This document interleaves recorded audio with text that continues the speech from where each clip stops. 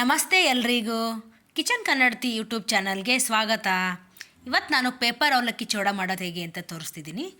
ಅದನ್ನು ಮಾಡೋಕ್ಕೆ ನಾನು ಹುರಿಗಡಲೆ ಒಂದು ಬೌಲು, ಶೇಂಗಾ ಒಂದು ಬೌಲು, ಬೆಳ್ಳುಳ್ಳಿ ಒಂದು ಗಡ್ಡೆ ಜಜ್ಜಿಟ್ಕೊಂಡಿದ್ದೀನಿ, ಒಣ ಕೊಬ್ಬರಿ ಕಟ್ ಮಾಡಿ ಇಟ್ಕೊಂಡಿದ್ದೀನಿ, ಹಾಗೆ 4ರಿಂದ 5 ಹಸಿಮೆಣಸಿನ್ಕಾಯಿ, ಕರಿಬೇವು, ರುಚಿಗೆ ತಕ್ಕಷ್ಟು ಉಪ್ಪು, ಅರಿಶಿನ ಪುಡಿ, ಹಾಗೆ 1.5 ಟೇಬಲ್ ಸ್ಪೂನ್ ಅಚ್ಚಕಾರದ ಪುಡಿ ತೊಗೊಂಡಿದ್ದೀನಿ.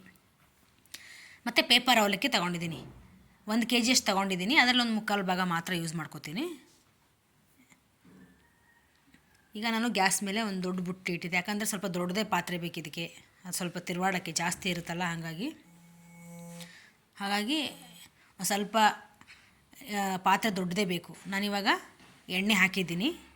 ಎಣ್ಣೆ ಚೆನ್ನಾಗಿ ಕಾದ್ಮೇಲೆ ಜೀರಿಗೆ, ಸಾಸಿವೆ ಹಾಕ್ಕೊಂಡು, ಇವಾಗಲೇ ಇದೆಲ್ಲ ಹಸಿ ಇರುತ್ತೆ ಗೊತ್ತಾ, ಹುರಿಗಡಲೆ, ಶೇಂಗಾ ಮತ್ತು ಒಣ ಕೊಬ್ಬರಿ ಇದೆಲ್ಲ ಫುಲ್ ಹಸಿ ಇದೆ. ಹಾಗಾಗಿ ನಾನು ಏನು ಮಾಡ್ತೀನಿ, ಫಸ್ಟೇ ಅದನ್ನು ಒಗ್ಗರಣೆಗೆ ಹಾಕ್ಬಿಟ್ಟು ಫುಲ್ ಅದು ಚೆನ್ನಾಗಿ ಫ್ರೈ ಆಗಬೇಕು. ಅದೆಲ್ಲ ಶೇಂಗಾ ಹಸಿ ಎಲ್ಲ ಇರುತ್ತಲ್ಲ, ಚೆನ್ನಾಗಿ ಫ್ರೈ ಆಗಬೇಕು. ನೋಡಿ ಎಲ್ಲ ಹೆಂಗಾಗಿದೆ, ಕೆಂಪಗಾಗಿದೆ. ಸೊ ಚೆನ್ನಾಗಿ ಫ್ರೈ ಆಗಿದೆ.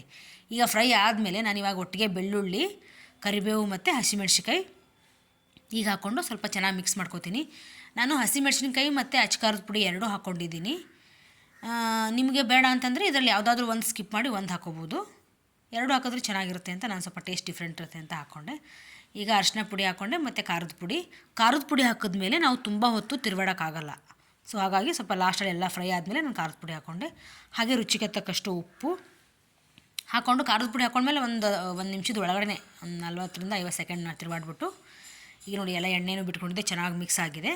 ಇವಾಗ ನಾನು ಗ್ಯಾಸ್ ಆಫ್ ಮಾಡ್ಕೊಂಡಿದ್ದೀನಿ. ಗ್ಯಾಸ್ ಆಫ್ ಮಾಡಿಬಿಟ್ಟು ಈಗ ಅವಲಕ್ಕಿ ಹಾಕ್ಕೊಂಡು ಇದನ್ನು ಮಿಕ್ಸ್ ಮಾಡ್ಕೋಬೇಕು.